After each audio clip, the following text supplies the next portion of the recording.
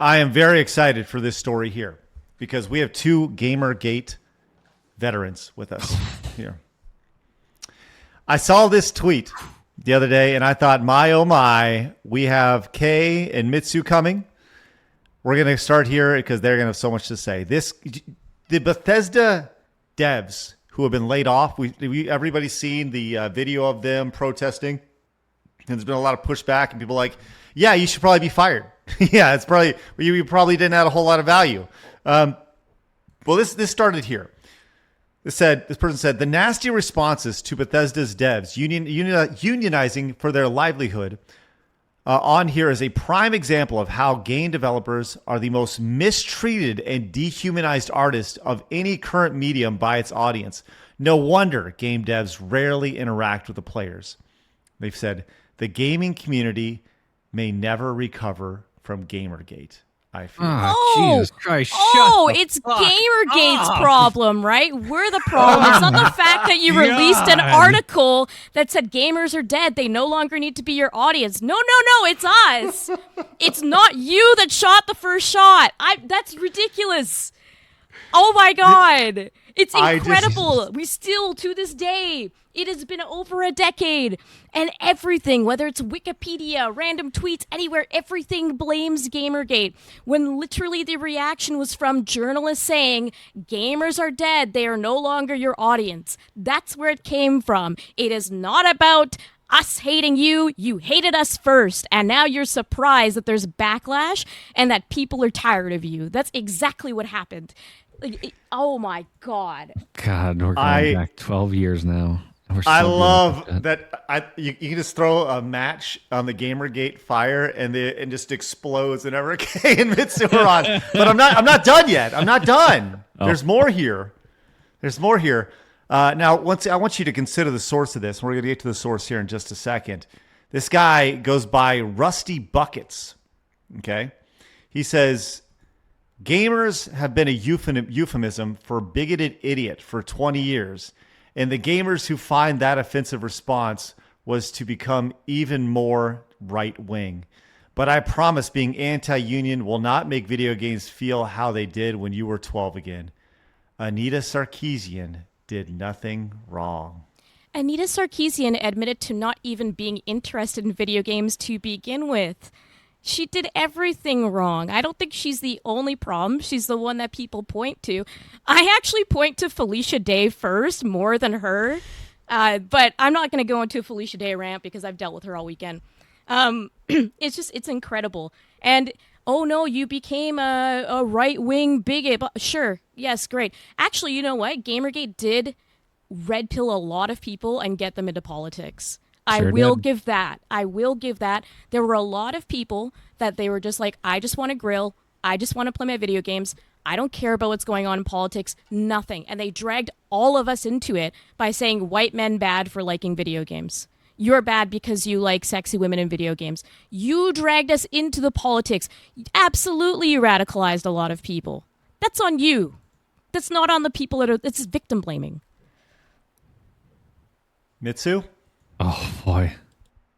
I can't believe we're still having to deal with this. I can't believe we're still having to fucking deal with this after 12 goddamn years. Anita Sarkeesian did nothing wrong. Anita Sarkeesian literally went in front of the UN with Zoe Quinn and they peddled quite literally such a bullshit pamphlet that the UN had to go back, renege the entire thing, and apologize for ever having pushed it forth in the first place.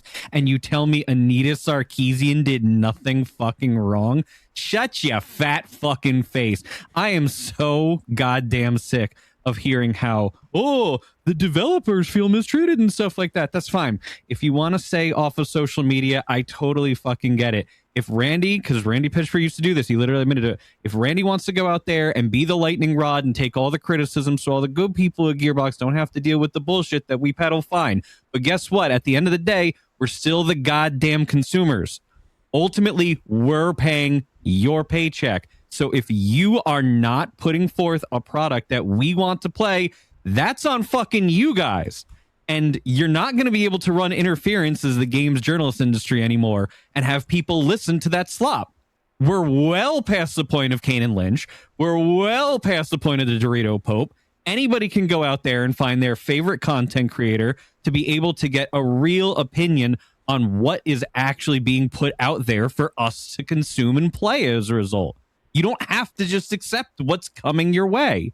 And we're sick of it. We've been sick of it for fucking ever. So stop trying to blame us for the mistakes that you made in your development phases, in your production phases, that we just don't care about, and we're not going to pay for it anymore. We're done. We're fucking done. Okay, Mitsu, you and I have witnessed the pot boil. I remember when all of these articles first came out, and there were a lot of people that were a lot more like in the middle, and they were just like, hey, please don't hate us. Like, why do you... Yes, this, exactly. Gamers don't have to be your audience. Gamers are over. This was a weekend I will never forget in my life. And it's just...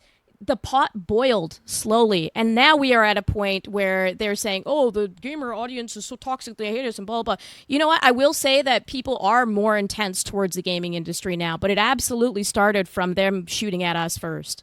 It absolutely came from them spending a decade telling us that we were the problem, and now they're getting some of that back. It's not that your audience started out hating you. A lot of people love video games. A lot of people want the best for these companies. They dealt with the shit. They dealt with your game being broken. They dealt with you doing the day one patch. They dealt with the DLC. They weren't a fan of those practices, but they still put up with it because they loved video games. They wanted video games to succeed. And all you have done at every single fucking turn is tell us that we are the bad guys. When we continue to bankroll you, we are the reason you're a successful industry. We are the reason anybody wants to work in video games, is because they saw, ooh, money, look at this. This is a big industry I can be a part of. It's so baffling to me that they can go and accuse us of being the most hateful audience when it started off with an industry that was so up their own ass, and they had their little club of journalists, and they felt like they were better than the rest of us, and that their opinion was gospel, and that they were the most important people in the room. Their friends in indie, it was all about pushing their games and their little clubs and their nights out drinking and all of their conferences where they would just shit on us constantly. And they're surprised now that all of us are fed up with it after 10 plus fucking years. It's incredible, and I hate all of them. I can tell you this. I know for everything that you said, there's a lot of accuracy in it. There was a direct pipeline. Now, look, I sold Screw Attack in 2013 or so. From 2013 to 2016, I pretty much had my head down. And I've talked about how I more or less just didn't pay attention to Gamergate the first time around. I was too busy like making content and trying to grow a business, right? But as my eyes were opened up to it more and more, it's been amazing to see in the things that you just said about the little good boys club, right? People talk about that. There is a direct pipeline that goes from being game journalist directly into industry. And that is something that people do not talk about enough. Everybody who writes about video games ultimately wants to work in the industry. And I've seen countless examples of people who wrote for a Destructoid, a Kotaku, a Polygon, an IGN. Alana Pierce is a great example, who started there, eventually. You know, you make a name for yourself online, you get a little publicity, and all of a sudden you get offered a job working in maybe PR, or maybe you come in as a low-level writer or something like that within the industry, because that is the ultimate goal. The funnel from game journalist to game industry is there. So you want to glaze everything. There's, you know, if you talk bad, well, they're not going to offer you a job. Why would they offer you a job, right? So what you're talking about, there is definitely some truth there. And there is, both within the industry and within the journo space, there is contempt for the audience. There is contempt for the consumers and the customers that buy the games because, hey, we're the developers. We're the journalists. These idiots don't know what they're talking about. We tell you what you like. We tell you what games are supposed to succeed. It's just, that's been their entire MO for as long as I can remember at this point, is they stand on a pedestal and they're like, I don't care that all of these guys are complaining about what we're saying because we know the truth. And it's like, you really, really don't. It's just deflection for everything the decisions and the design choices that they made that were incorrect that led to something being an ultimate failure.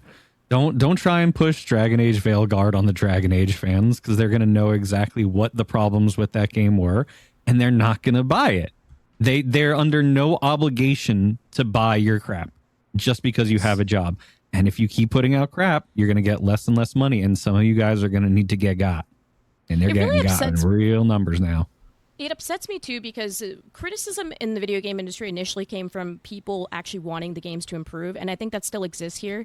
And so they would take it so personally, and that's why they started hating us, is because we continually just wanted the medium to improve, and we were giving criticism to say, this game could be better if XYZ happened. And it's just like spiraled from there. And there's been this continual disconnect between the two groups, between the people that create it or report on it versus the people that buy the products, play them. Because we are very honest in what we care about. It's like a lot of us are just very passionate about the medium, about the art form, and we want the games to do well. We want them to succeed. We want to enjoy ourselves. It's our escapism. It's our fun. It's our whole lives. We get into debates about what superhero is better. Like, we get into debates about what's the best weapon to use in a video game. We really care about the fine details.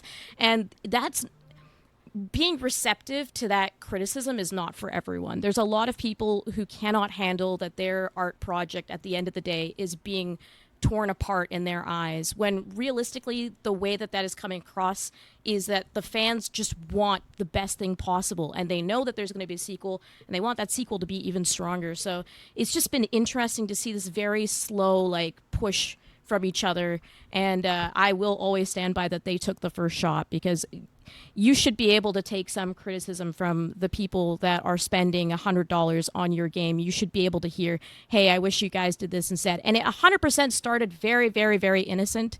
And there is obviously going to be people that are like just heated at this point and are going to be aggressive and might come across too mean or whatever. And I don't think that we have to denounce those people. I honestly don't. I understand why people are at this point now where they are not crying over people losing their jobs. For me personally, I still like feel this like pain in my heart every time I see layoffs. Like, I just can't help it. I understand that it's necessary, but I just really want video games to succeed so badly that I do feel a little bit of pain every time I see that, because I know that there's also veteran knowledge that's lost. It's not just the new people that get ejected. There's a lot of stuff that we're like leaving because of all of this. So it's still painful, even if it's, you know, it's necessary. And they don't get that. They just think that we're like the devil, you know. Even Craig, you saw my tweet with Double Fine. I was like, I want Double Fine to survive, and Double Fine had blocked me. I wanted them to survive. Yeah. I wanted Double Fine because I feel like between like the Day of the Devs and the things that like they've done for video games and the way that they promote projects within it, and like they try to educate people within the industry and help them create games, I'm like, Double Fine, yes, you might not like their politics. I certainly don't. I don't agree with any of it. But they've done things for the video game industry that makes me want them to survive. And they have me blocked because I'm a bigot, right? So it's just incredible. Just a horrible, horrible person. Okay. Speaking of horrible people, considering the source of this tweet, just want to point that out. This Rusty Buckets here. This is the guy, and he may be. It's White Hassan. He looks like a rusty bucket. Well, he also may be a candidate for the WNBA, as he does primarily basketball content, but his pronouns are incorrect. He, him. He just wants to let you know that. He, him. It's very important. By the way, he gets ratioed in this tweet, by the way. People just roll down. Toby Turner, Tobuscus of all people, coming in, and just apparently he's a pretty base dude, Tobuscus. Remember him from the internet back in the day? Kyle Wilson says, Anita did nothing wrong, huh? How do all the games with ugly women that talk about pronouns sell? Good? They sell good. Concord's still doing great. Veilguard won Game of the Year. Stellar Blade bombed, right? Yeah. Gaming and feminism and left politics doing just fine. That's right.